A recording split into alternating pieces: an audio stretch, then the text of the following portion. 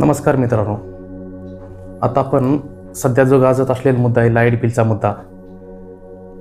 बरेच राजकीय पक्ष मोर्चे काढतात. भरमसाठ लाईट बिल आलेलं आहे, त्याच्यावरचा हा मुद्दा आहे. तर यामध्ये ग्राहकाची बाजू सांगणार आहे मी, महावितरणची बाजू सांगणार आहे आणि याच्यावर काय उपाय करता येतील हे सांगणार आहे. हा व्हिडिओ बनवताना माझा उद्देश हा सगळ्यांना न्याय मिळावा हा उद्देश आहे. जर ग्राहकांनी चूक केली असेल तर ग्राहकांनी चूक करू नये हे दाखवत आहे आणि महावितरण चूक करत असेल महावितरणने चूक करू नये हे दाखवत आहे. याच्यामध्ये राजकीय अर्थ कोणी घेऊ नये. हा व्हिडिओ राजकीय बिलकुल नाही आणि ज्यांना असं वाटत असेल हा राजकीय आहे त्यांनी हा व्हिडिओ बघू नये. बस एवढंच मी सांगेन. ज्यांना खरंच समजून घ्यायचं असेल त्यांनीच व्हिडिओ बघा. राजकीय अर्थ याचा काढू नये. तर बऱ्याच दिवसापासून लॉकडाऊनच्या काळामध्ये भरमसाठ बिल आलेलं आहे. बहुतेक वेळा ॲव्हरेज बिल दिलेलं आहे आणि बहुतेक घरामध्ये लोक घरात राहतही नव्हते. बऱ्याच लोकांनी गावाकडे पलायन केलं होतं, घर बंद करून गेले होते, तरीसुद्धा त्यांना ते बिल आलेलं आहे. त्यामुळे ग्राहकांचा आक्रोश आहे. बऱ्याच ठिकाणी तर बिलाची मर्यादा खूपच वाढलेली आहे. म्हणजे लिमिटमध्ये थोडं बहुत वाढलं असेल तरी समजून घेऊ शकतात लोक आणि खूपच वाढलेलं आहे. तिथे महावितरणनं लक्ष दिलं पाहिजे. बऱ्याच वेळा महावितरणचं जे असतं 100 युनिटपर्यंत 3 रुपये बिल, 100च्या पुढे गेलं 7 रुपये बिल, त्याच्या पुढे गेलं 9 रुपये, असे रेट जे ठरलेले आहेत जे महावितरणचे, ॲक्च्युअल आपण जे बिल येतं त्याला जर डिवाइड बाय युनिट केलं, म्हणजे जेवढं बिल आलं त्याला जर आपण युनिटने भागाकार केला तर जवळपास ते 8 रुपयाच्या वर जातं. 8 रुपये 36 पैशाच्या वर जातं ते बिल. सरळ महावितरणने त्याला असं दाखवलं तर चांगलं राहील. इंधन भार, वीज भार, बऱ्याच असे ते लिहिलेलं असं ते दाखवलं चालेल. असेच व्हॉट्सअपवर एक हसी मजाकमध्येच असे एक आलेला मेसेज होता. त्यात लिहिलं होतं, एक व्यक्ती लॉकडाऊननंतर दाढी करायला गेला असता तो दुकानदाराने लावलेला बोर्ड वाचतो. दाढी फक्त 10 रुपये, ब्लेड आधी भार 2 रुपये, वस्त्रा भाडे 5 रुपये, क्रीम 5 रुपये, कात्री भाडे 5 रुपये, खुर्ची भाडे 5 रुपये, लोशन 5 रुपये, पावडर 5 रुपये, नॅपकिन भाडे 5 रुपये, एकूण 47 रुपये. बोर्ड वाचून ग्राहकाने विचारले, तुम्ही तर कमाल केली. दाढी फक्त 10 रुपये लिहून इतर छुपे खर्च लावून ग्राहकांची लूट करता. दुकानदार म्हणाला, हा बोर्ड तरी मोठ्या अक्षरात आणि शुद्ध मराठीत असल्याने तुम्हाला वाचता येतो, तरीही तुम्ही मला जाब विचारता. परंतु महावितरणकडून अनेक वर्षापासून महाफसवणूक सुरू आहे, त्याचे बिल किती जणांना कळते. हा जरी मेसेज हसण्यासारखा जरी असला तरी यामध्ये तथ्य आहे. बरंच काही लिहिलेलं असतं, बहुतेक लोकांना कळत नाही.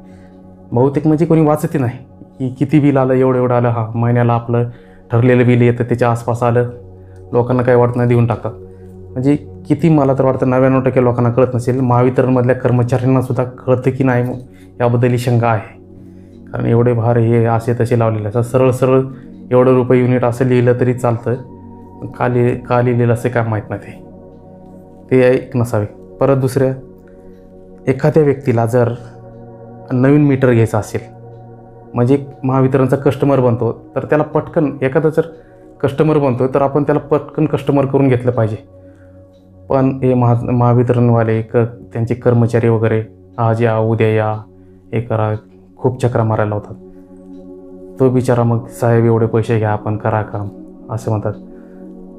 आणि बहुतेक वेळा असं पैसे दिल्याशिवाय काम होत नाही किंवा लवकर तर होतच नाही काम.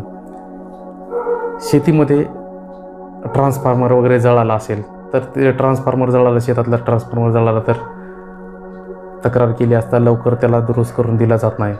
मग बरेच शेतकरी एकत्र येतात, एवढे घ्या साहेब पैसे आणि आपला ट्रान्सफॉर्मर हे करून द्या. सुरुवातीला तर ते सांगतात की हा ट्रान्सफॉर्मर आम्ही वेटिंगला ठेवलेला आहे. बरेच अगोदरसुद्धा बऱ्याच लोकांची मागणी आहे, ते झाल्याच्यानंतर देतो. त्यांच्याकडे पैसे मिळाल्याच्यानंतर ते मिळतं. मी स्वतः शेतकऱ्याचा मुलगा आहे, मलासुद्धा हे अनुभव आलेले आहेत. इथं हे होतं, एखादा म्हणजे नवीन मीटर कनेक्शन घेतो, ग्राहक मिळत असतानासुद्धा त्याला फक्त एकमेव आपल्याकडे पर्याय नाही, मक्तेदारी आहे. आणि मक्तेदारीचा पर्याय म्हणजे असं मोबाईलसारखं तर नाही बाबा सिम घ्या दुसऱ्याचे मोबाईल वापरू असं तर नाही. इलेक्ट्रिसिटी पोल वगैरे लावलेले आहेत, खांब पडलेले आहेत, लाईटच्या तारा आहेत, एकाचंच आहे जे काय आहे ते. त्यामुळे त्यांची मक्तेदारीसारखंच आहे आणि ते कर्मचारी किंवा तिथले अधिकारी टाळाटाळ करतात आहे. ग्राहकाला खूप म्हणजे खूप त्रास होतो या गोष्टीचा. ही झाली ग्राहकाची बाजू. आता महावितरणची बाजू घेऊ. महावितरणमध्ये जे काही तुमचं बिलाप्रमाणे जे आलेलं आहे, बिलाप्रमाणे जे वापरलेल्या युनिटप्रमाणे जर बिल असेल तरी ते भरलंच पाहिजे. ते मला ते एकदम रास्त वाटतं. कारण त्याच्याबद्दलही माझे बरेच मित्र महावितरणमध्ये आहेत, त्यांच्याशी चर्चा केली असतात, कळलं की तेही सांगतात. थोडक्यात आता माझ्याकडे एक मेसेज आले, ग्राहकांनो स्वतःच्या मनाला प्रश्न करावे. 6 महिन्याचा TV रिचार्ज फुकट मिळाला का? 6 महिन्याचा मोबाईल रिचार्ज फुकट मिळाला का? 6 महिन्यात 5 रुपयाचे पेट्रोल तरी पेट्रोल किंवा डिझेल CNG फुकट मिळाले का? 6 महिन्यात गॅस सिलेंडर फुकट मिळाला का? नाही ना. मग वीज ही मूलभूत सेवा असून ती अखंडित राहावी यासाठी कोणत्याही प्रचाराला बळी न पडता आपले वीज बिल नियमित भरा. वीज बिल शंका असेल तर जवळच्या कार्यालयात भेट देऊन शंका निरसन करून घ्या. वीज बिल भरून कोरोना महामारीच्या काळात अखंडित 24 तास काम केलेल्या महावितरणास सहकार्य करा. माझे वीज बिल माझी जबाबदारी, असे महावितरणतर्फे मेसेज असे त्यांचे कर्मचारी असतील ते कर्मचारी पाठवतात. तेही बरोबर आहे. आपण एखाद्या हॉटेलमध्ये जाऊन जेवला तर नाही म्हणू शकत ना, मी तुम्हाला नाही बिल देऊ शकत. तर आपण वीज बिल वीज वापरली तर आपण ते दिलंच पाहिजे. आपण जिथं जास्त येतं तिथं तक्रार झाली पाहिजे, तिथं सोल्युशन महावितरण लक्ष देऊन ते दुरुस्त केलं पाहिजे. आता माझे बरेच मित्र आहेत किंवा बरेच नातेवाईक, त्यांना महिन्याला 2-2 हजार बिल येतं. ते खूप कंटाळतात. मीटर बदलून द्या म्हणतात, हे करून द्या म्हणतात. मीटरही बदलून देत नाहीत आणि बिल सतत तसंच येत राहतं. ते खूप त्रासामध्ये जगतात. तसं महावितरणचं जरी आपण लाईट वापरली असेल तर महावितरणला आपण देणं भागच आहे. थोडक्यात याला मला एक असं वाटतं. आणि दुसरं महावितरणचे एक असं की बऱ्याच खेड्यामध्ये आकडे टाकून वीज चोरी होते. शेतीच्या पंपाचे वीज बिल भरलेलं जात नाही. हे महावितरणच्या तक्रारी आहेत. मला काही लोकांकडून किंवा काही माहिती मिळवत असताना मला असं कळलं. मी म्हटलं अरे असं जर होत असेल, लाईट बिल बऱ्याच गावामध्ये आकडे टाकून घेत असतील तर इमानदारीने लाईट बिल भरतात. त्यांना काही वाटत नसेल का की बाबा मी इमानदारीत लाईट बिल भरतो आणि हे लोक आकडे टाकून घेतात, तर मग आपण लाईट बिल कशाला भरलं पाहिजे? आणि दुसरं, त्याच लोकांना ज्यांच्याकडे मीटर आहे त्यांना बिल जास्त येतं. त्याच्या डोळ्यासमोर दिसतं की हा आकडा टाकून लाईट चालवतो, लाईट वापरतो आणि मला जास्त बिल येतं. मग कालांतराने तोही मग आकड्यावरच येतो. मीटर कमी होत जातात. गावामध्ये बरेच मीटर कमी होतात, आकडे जास्त आहेत. गावामध्ये वीज चोरीचं प्रमाण जास्त आहे. दुसरं, मी याची चौकशी केली असताना, चर्चा केली असताना असं कळलं की ते गावातले लाईट बिल ते शेतीवर ढकलतात. शेतीमध्ये वीज वापरली असे दाखवून ते मॅनेज करतात असे दाखवले. परत एक अशी चर्चा केलं तर तो म्हटला लाईटचे आकडे पिकडे काय नाही. एखाद्या कंपनीला याला जर सूट दिली तर कंपनी एवढा वापर करते, ते गावाची वसूल करते. पूर्ण गावाला जेवढी वीज वापरली जाते तेवढी वसूल करते. म्हणजे अशाही त्रुटी आहेत. तर अशा त्रुटी तर व्हायला नाही पाहिजेत. म्हणजे असं जर होत असेल तर बिलकुल व्हायला नाही पाहिजे. होत नसेल तर खूप चांगली गोष्ट आहे. एखाद्या कंपनीला सूट देत असतील तर हे खूपच चुकीचं आहे. असं व्हायला नाही पाहिजे.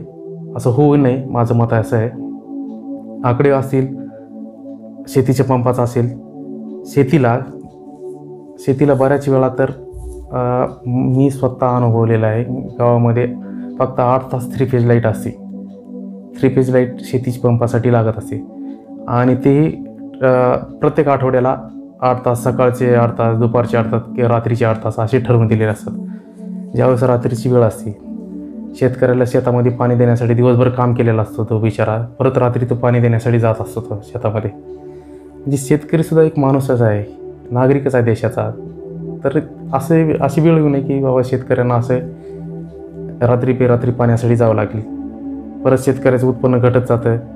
एकतर पाणी असतं पण पाणी देऊ शकत नाही. पाणी बऱ्याच वेळा टायमिंग असं लाईटचं टायमिंग असं त्याच्यामध्ये सुधारणा व्हायला पाहिजे. इथं जे बोललं जातं की 100 युनिटपर्यंत फ्री लाईट देण्यात येईल किंवा आधीच्या ऊर्जा मंत्रीमध्ये शेती पंपवाल्याने तुम्ही वीज बिल देऊ नका, तुमची वीज कट करण्यात येणार नाही. जर अशी तुम्ही सवलत जर दिली तर खरंच लोक वीज बिल भरणार नाहीत आणि त्याचा परिणाम असा होईल की मग ती थकबाकी वाढत जाईल. मग आत्ताचे ऊर्जा मंत्री म्हणतील की 2014 साली एवढी थकबाकी होती, आत्ता या टायमाला एवढी थकबाकी आहे. म्हणजे एकमेकावर आरोप केले जातील. एकमेकावर आरोप करण्यापेक्षा याला सुधारणा काय करता येतील ह्या बघितल्या पाहिजेत. थोडक्यामध्ये मला सगळ्यात सोपी आणि महत्त्वाची सुधारणा अशी वाटते की प्रत्येक गावामध्ये, पूर्ण खेड्यामध्ये भूमिगत लाईट करावी.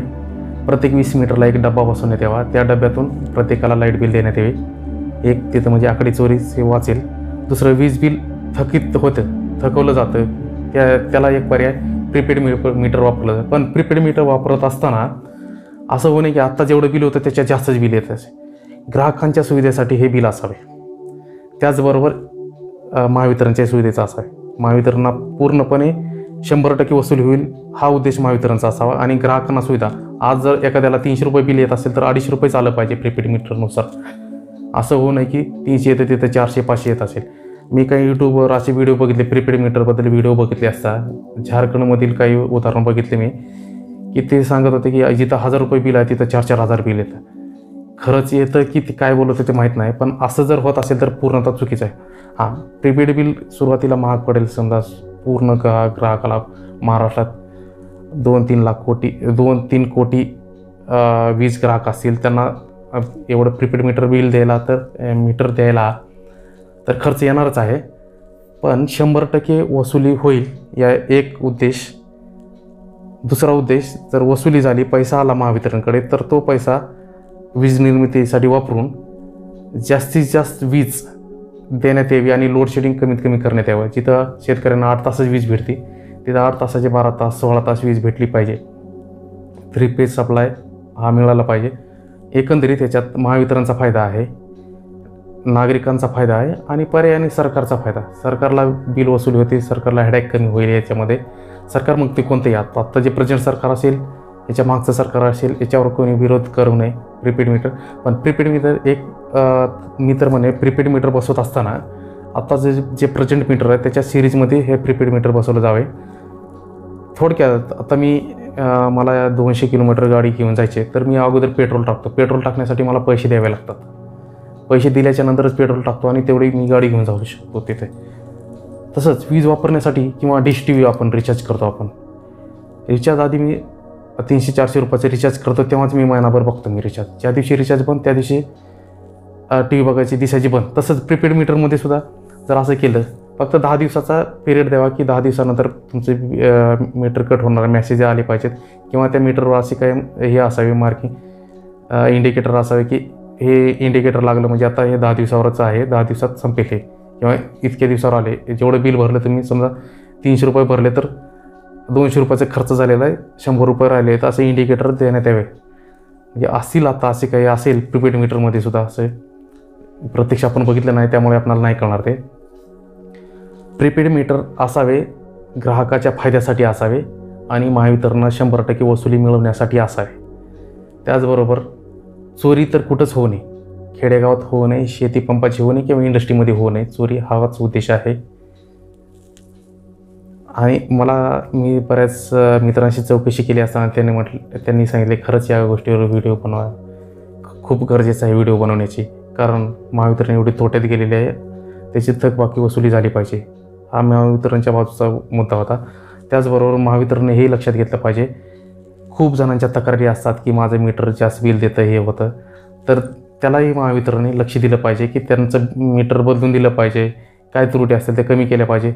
त्यांना स्पष्ट कळलं पाहिजे बऱ्याच लोकांना की माझ्या घरात 4 बल्ब आहेत, 1 फॅन आहे, 1 TV आहे, फ्रीज आहे, एवढं आहे, तर मला एवढं बिल महिन्याला येईल आणि एवढंच आलं पाहिजे, त्या व्यतिरिक्त बिल आलंच नाही पाहिजे. असं खरंच काहीतरी असं प्रॉपर झालं पाहिजे. विनाकारण ग्राहकांनाही त्रास नको. महावितरण चालवते म्हणजे एक संस्था चालवते जी सरकारी संस्था आहे, आज उद्या प्रायव्हेटच्या हातात जायला नको. प्रायव्हेटवाले तर पूर्ण सक्तीने वसूल करून घेतील. त्यामुळे आपणही बिल बुडवण्याचा उद्देश ठेवू नये आणि महावितरणनेही सुद्धा ग्राहकांना लोबाडण्याचा उद्देश ठेवू नये. याच्यामध्ये एक मला सांगितलं बिल का वाढतं, अशी चर्चा केल्याच्या नंतर असं कळलं की बऱ्याच ठिकाणी ठेकेदारही ठेवलेले आहेत की मीटरची रिडिंग घेण्यासाठी. ते मीटरचे रिडिंग 25% भागातली रीडिंग घेतात आणि बाकीचे 75%चे मागच्या महिन्याच्या ॲव्हरेजनुसार देतात असं एकाने सांगितलं. आता त्याला क्रॉस चेक महावितरणवाले करतात असं सांगितलेलं आहे. त्यामुळे बऱ्याच गोष्टी सुधारणा होत आलेली आहे असे कळलेलं आहे. त्याचबरोबर असं आहे, महाराष्ट्रात समजा आपण 1 कोटीच फक्त ग्राहक आहेत असं समजू आपण, तर हे काय करतात, बिल आता उद्या 2-3 दिवसावर भरायची तारीख आहे, त्या दिवसाच्या आसपासच लाईट बिल येते घरामध्ये आपल्या आणि त्याच्यावर लिहिलं असेल ह्या तारखेपर्यंत भरलं तर एवढं बिल, त्याच्या तारखेच्या नंतर भरलं तर 10 रुपये वाढतील. बहुतेक लोकांचे मला वाटतं 95% लोकांचं ते तारीख ओलांडून जात असतील पुढं. तर 1 कोटी जर ग्राहक असतील आणि 10 रुपये जर बिल प्रत्येक ग्राहकामागे वाढत असेल तर महावितरणला प्रत्येक महिन्याला 10 कोटीचा फायदा होतो 10 रुपये फक्त वाढवल्यामुळे. म्हणजे हे लूट जरी 10 रुपये वाढत असले तरी हे सुद्धा असं व्हायला नाही पाहिजे. एकंदरीत महावितरणचा लॉस नको. महावितरणसुद्धा सरकारी कंपनी, सरकारी म्हणजे आपलीच मालमत्ता आहे, ते महावितरणचा लॉस व्हायलाच नको. आणि महावितरण एकटीच आहे, त्यांचीच मक्तेदारी आहे किंवा सरकारीच कंपनी आहे, म्हणून त्यांनी ग्राहकांना त्रास देऊ नये. ग्राहकांना बहुतेक वेळा काही गरज पडली असेल, शेतकऱ्यांना तर खूप त्रास होतो. शेतकऱ्यांना तर असं मला वाटत नाही फुकटामध्ये काम होत असेल. काही प्रॉब्लेम आला, बरेच शेतकरी एकत्र येतात, साहेब एवढे पैसे घ्या म्हणतात. जिथं होत नसेल तिथे खूप अभिमानाची गोष्ट आहे, त्यांचं अभिनंदन करतो. पण जिथं होत असेल तिथे खरंच सुधारणा झाली पाहिजे. मला कोणावर टीका करायची नाही, एखाद्या अधिकाऱ्यावर किंवा कर्मचाऱ्यावर टीका करायची नाही. जर होत नसेल तर खूप चांगली गोष्ट आहे, जर होत असेल तर त्यात सुधारणा झाली पाहिजे. ग्राहकांनाही फॅसिलिटी भेटली पाहिजे.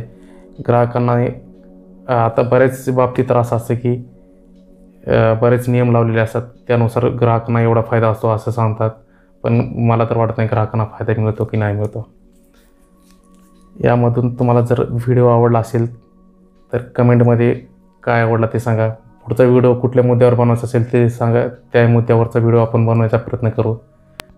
व्हिडिओ आवडला असेल तर लाईक करा, चॅनलला सबस्क्राईब करा आणि जास्तीत जास्त शेअर करा. थँक्यू.